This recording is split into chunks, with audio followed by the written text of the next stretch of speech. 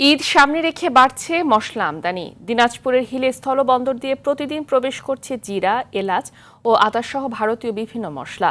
বন্দরের মোকামগুলোতে বাড়ছে পাইকারদের ভিড়। যাতায়াত ব্যবস্থা উন্নত না হওয়ায় সময় মতো পণ্য সরবরাহ করতে না পারার কথা বলছেন ব্যবসায়ীরা।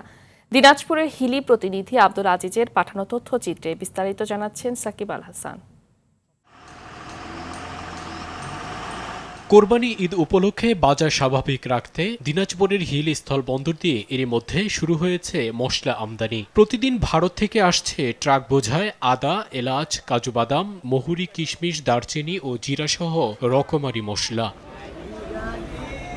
আমদানি বাড়তে থাকায় গত এক সপ্তাহের ব্যবধানে বন্দরের পাইকারি মোকামগুলোতে কমেছে মশলার দাম। মোকামে দেখা যায় আদা কেজি প্রতি ২০ টাকা কমে বিক্রি হচ্ছে ১১০ টাকায়, সাদা এলাচ কেজি প্রতি ৫০০ টাকা কমে ৪,৫০০ টাকা এবং জিরা কেজি প্রতি ৭০ টাকা কমে বিক্রি হচ্ছে ৫৫০ টাকায়। রংপুর, নীলফামারী, লালমনিরহাট, ডোমার, এদিকে আপনার গাইবান্ধা, পলাশবাড়ি সব জায়গাতেই এই ৩০০ মালটার চাহিদা আছে। আমাদের পার কেজি জিরাতে ৬০-৭০ টাকা কেজিতে কমছে, কাজু বাদামে কমছে। মোটামুটি প্রতিটা মশলা জাতীয় আইটেম আমরা যে বিগত ২ মাস বা ১ মাস আগে যে দাম ছিল তার সাথে অনেকটা কম, নিম্নমুখী। দ্রুত পণ্য খালাসে প্রয়োজনীয় সব ধরনের সহযোগিতা করছে কাস্টমস বিভাগ। প্রচলিত আইন এবং বিধির আলোকে থেকে আমরা সর্বোচ্চ যেভাবে ট্রেডকে ফ্যাসিলিটেট করার জন্য সকল প্রকার সহযোগিতা অব্যাহত রেখেছি। স্থলবন্দরের চলমান 4 লেন রাস্তার কাজ দ্রুত শেষ করা গেলে বন্দরের আমদানি রপ্তানির গতি